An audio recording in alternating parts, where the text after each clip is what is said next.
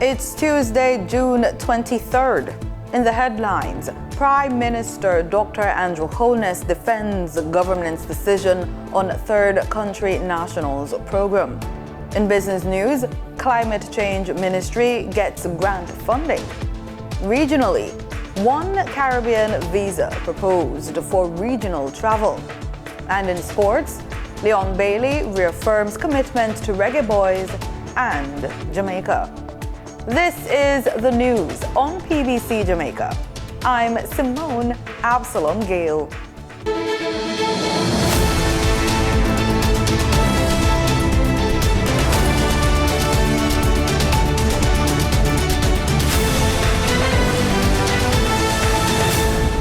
Prime Minister Dr. Andrew Holness has strongly denied claims that Jamaica was pressured into signing a memorandum of understanding with the United States to participate in the third country nationals program.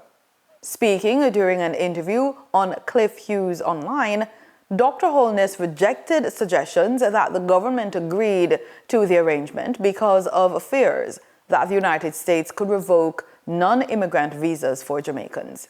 Was our hands forced? Were we coerced? Absolutely not.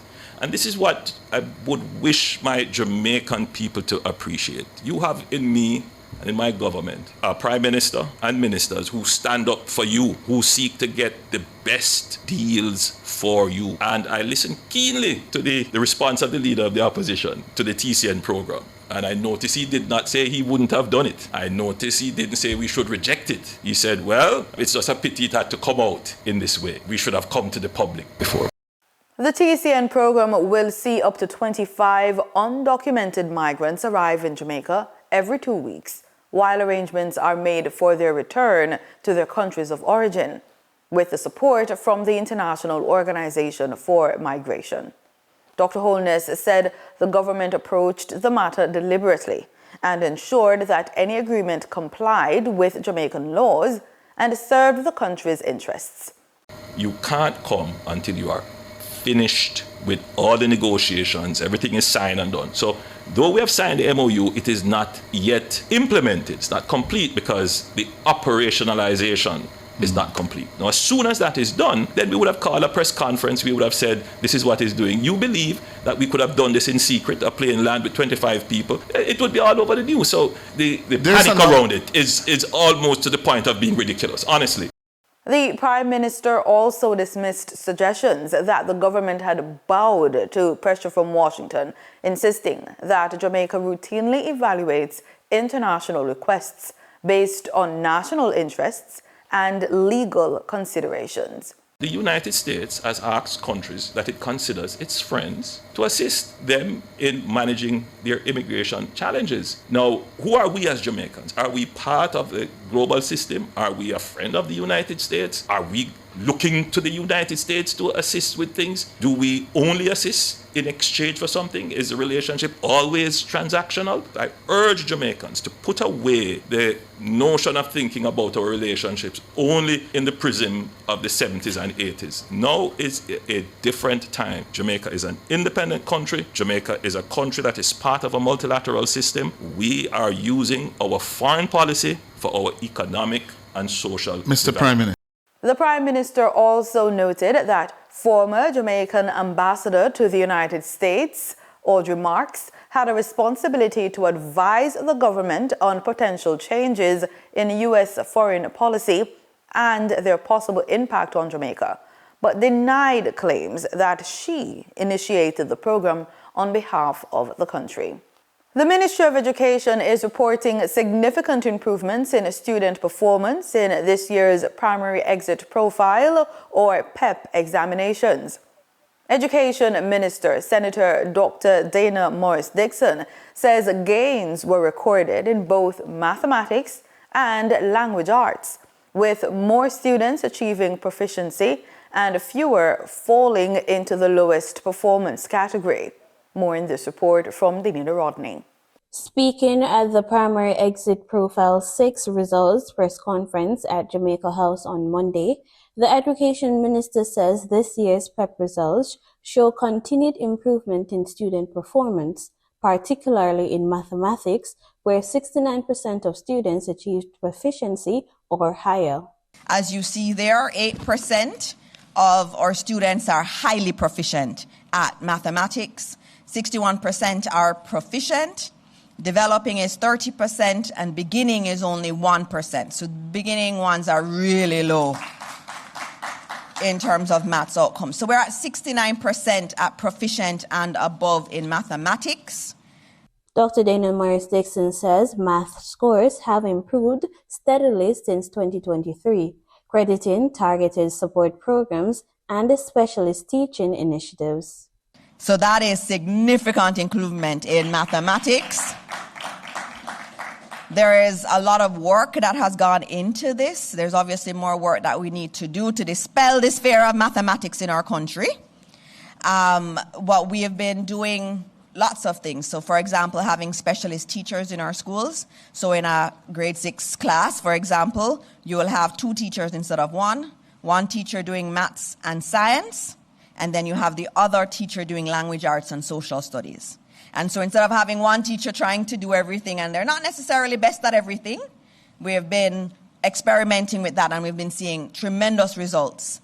Language arts also recorded gains, with 72% of students performing at the proficient level or above. We had 5.5% of our students being highly proficient, 66.5% of our students proficient, 27% developing, and only 1% at beginning level. So proficient and above in language arts, 72.0% were proficient and above. And so we made our target there. It was 70 for maths and also for language arts. And we overshot the target on language arts, and we're almost there on mathematics. The Education Ministry says the recent reports provide a clearer picture of each student's strengths and the areas needed improvement. Reporting for the news on PBCJ, I am Danita Rodney. The government is exploring new strategies, including an audit of state-owned land banks to address the growing challenge of informal settlements across Jamaica.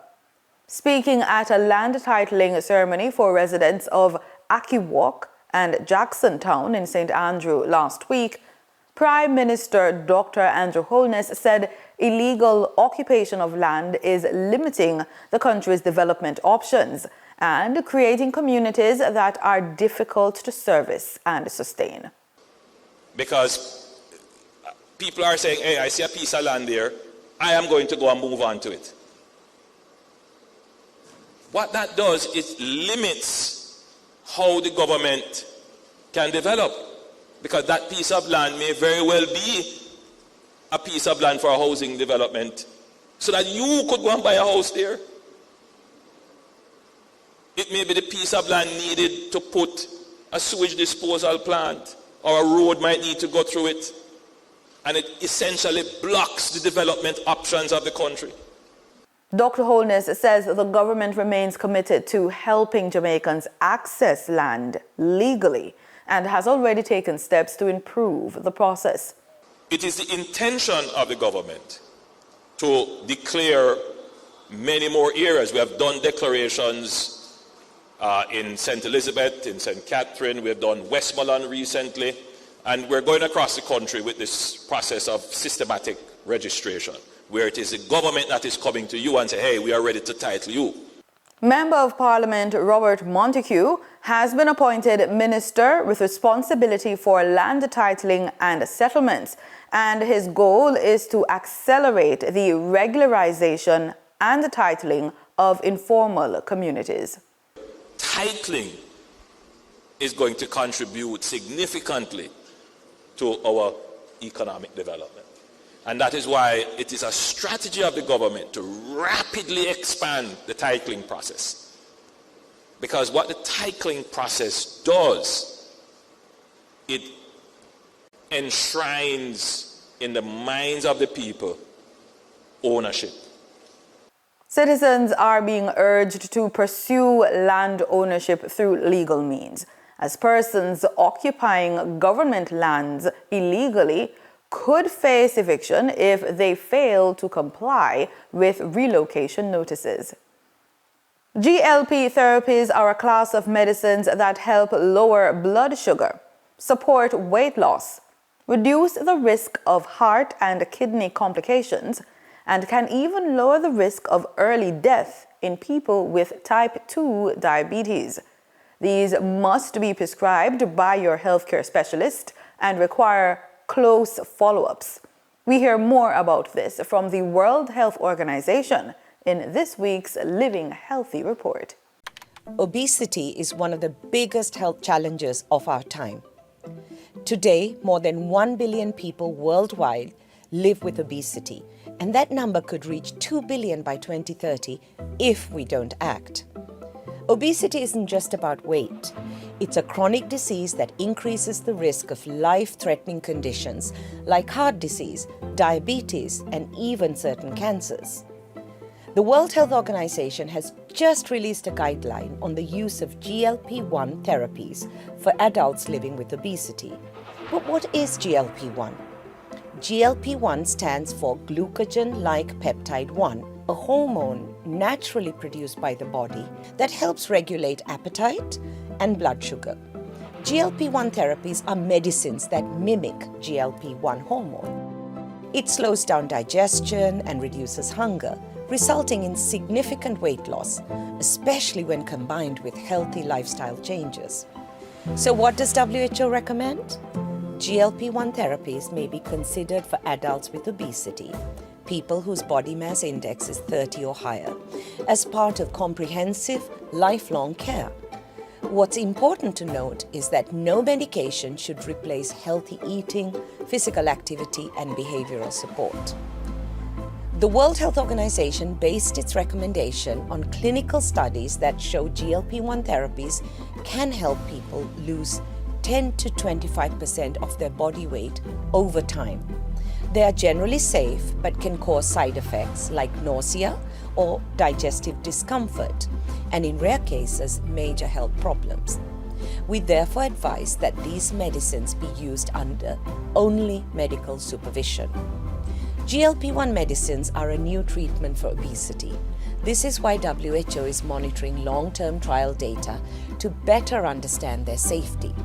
GLP-1 therapies are also costly and unavailable in many countries. The World Health Organization is strongly advocating to make obesity treatments affordable and accessible as part of continued health care. If you are living with obesity and you want to know more about GLP-1 therapy, talk to a qualified health professional. For the guideline, visit our website who.int.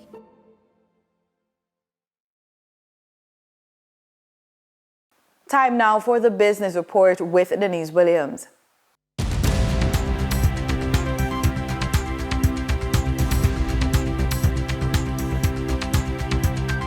Welcome to today's business report. I'm Denise Williams, bringing you the developments shaping markets, capital access, and business decision-making across Jamaica and the region. Let's get into the stories that matter. Jamaica will access US $2.1 million grant from the Green Climate Fund. The funding was secured through the Caribbean Community Climate Change Center and is aimed at strengthening the country's ability to respond to climate change. The grant will help Jamaica improve access to international climate financing and develop a pipeline of projects to protect the economy, environment, and livelihoods. It comes as the country continues to recover from Hurricane Melissa, which left damage estimated at nearly 57% of GDP, highlighting the urgent need for large-scale climate funding. Climate Change Minister Matthew Samuda said the funding is critical to building resilience in the aftermath of the storm.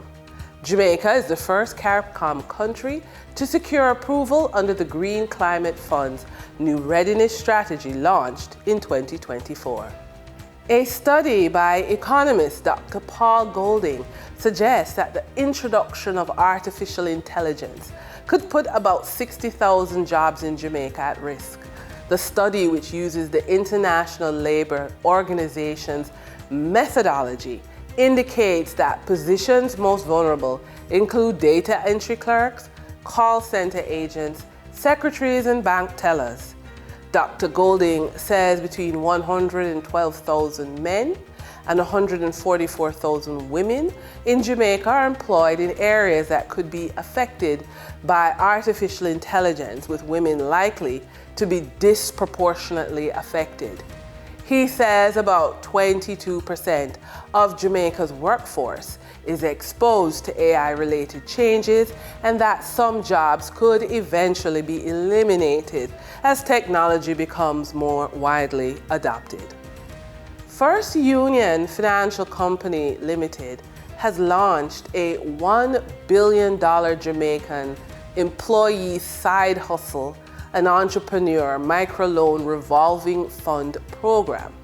According to Group General Manager Jonah Lisa Brooks, the company has developed a program that's a direct response to the growing number of Jamaicans seeking additional income streams and entrepreneurial opportunities. And I quote, "We have witnessed a significant increase in employees operating side hustle businesses while maintaining full-time employment. Many Jamaicans are looking for practical ways to supplement their income, support their families, and build a stronger financial future. We recognize that there is a need for a dedicated financing program specifically designed to support those ambitions," Brooks said. For the trading period of June 22, 2026, the most actively traded securities were Kentire Holdings Jamaica Limited with 5,845,841 units, representing 30.58% of market sales activities. Trans-Jamaica Highway Limited with 2,318,360 units, representing 12.13% of market sales activities. Woodcats International Limited with 1,628,963 units, representing 8.52% of market sales activities. Investor activity remained concentrated in transportation and distribution plays, signaling continued interest in dividend-producing and strategic assets. Turning to the foreign exchange market based on Bank of Jamaica data, for June 22, 2026, Forex traders recorded significant activity with strong demand across major currencies. For the US dollar, trading margins reflected steady liquidity, with the US selling at $158.32 and buying at $156.74. For the Canadian dollar, moderate gains supported by 60-cent transaction spreads. The Canadian dollar sold for $111.96 and was bought for $111.36. For the British pound, continued volatility offered short-term trading opportunities of $2.73 in profits for the banks. The British pound sold for $209.21 and was bought for $206.48. These movements underscore the importance of cash flow timing, currency awareness for businesses managing import costs, debt servicing, or overseas exposure. For our credit report tip of the day, your credit report is the underrated tool of rebuilding your life. From a banker's perspective, financial recovery is not about getting back to where you once were. It's about building a sustainable future from where you are today. So we've been looking at a 58-year-old woman navigating the aftermath of divorce. She faces unresolved property issues, receives no income from a jointly owned apartment, and must soon leave her rental home because the owner plans to sell. But she wants to buy a home, but she doesn't want a mortgage. And her income supports property outside the city, but she wants to stay in the city, but she can't afford the city. This is where financial reality and financial recovery intersect. And your credit report is the tool that helps you to see that. Because financial recovery is not about recreating yesterday's lifestyle. It's about securing tomorrow stability. So sometimes the strongest financial move is not buying the house you want. It's about looking at your credit report, buying what you can comfortably afford, preserving cash flow, protecting retirement, and creating future options. So recovery is not restoration. It's the process of rebuilding security, one practical decision at a time. In our funded and focused feature, we put the spotlight on single-parent entrepreneurs because one of the biggest growth flexes is cash reserves. Because as a single parent, you're not just an entrepreneur, you're not just building a business, you are protecting a household. Growth requires more than increasing sales because you're going to be focusing on selling and not remembering the family. It requires liquidity. Cash reserves give business owners the ability to manage unexpected family expenses. And are they really unexpected? Come on, they're kids. Withstand business downturns, seize growth opportunities without relying on expensive debt. So what we're going to do is start by setting aside a percentage of every payment you receive. So you're going to build two reserves, one for life surprises and one for business opportunities. The amount matters less than the consistency. We want you to do it every month, don't matter how much. So when cash reserves are in place, decisions become strategic rather than reactive. You gain the flexibility to invest in your business while maintaining stability at home. And for single parent entrepreneurs, this is not idle money. This is your tool for resilience, growth, and peace of mind. And that's today's business report. I'm Denise Williams, bringing clarity to capital, markets, and strategy. Until next time, stay informed, stay intentional, and keep building forward. See you soon.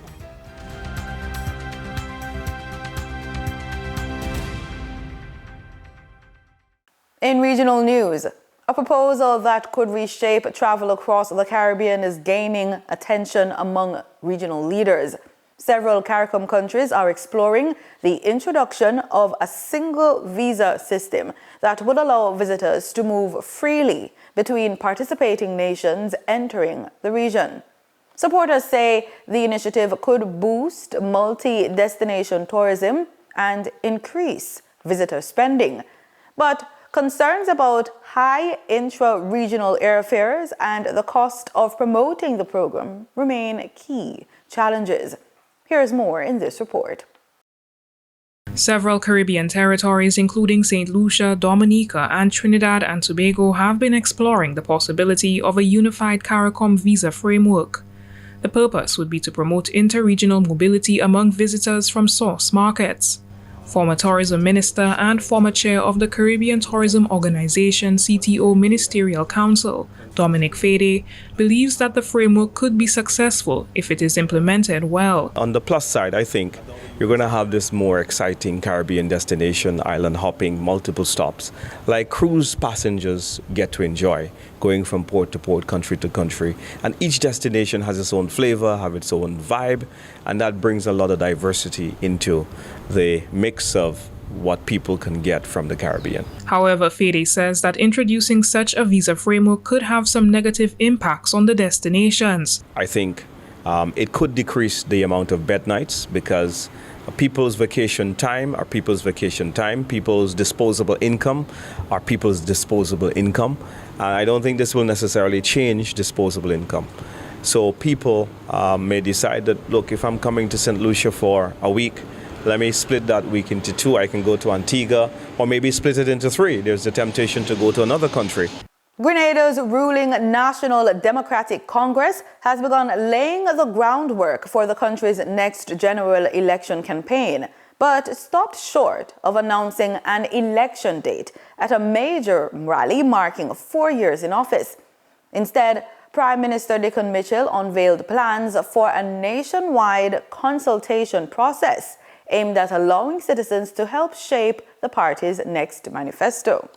Mitchell also urged supporters to prepare for the upcoming electoral contest while dismissing speculation and misinformation surrounding the timing of the polls. The details in this report.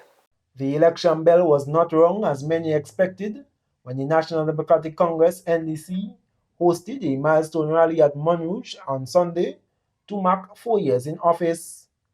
Though seemingly teasing with a prelude of an incoming major announcement, Prime Minister Dickon Mitchell elaborated on their mantra going into the celebrations of you, me and us, calling on the people to write the manifesto of the NDC for the next election. So how we will do that?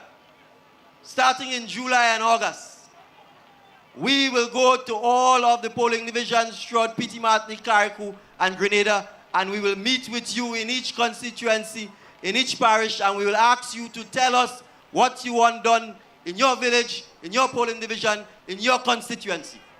Tabled in what he termed as announcements, NDC's political leader explained that they would put citizens' ideas together to be presented as the manifesto of the people.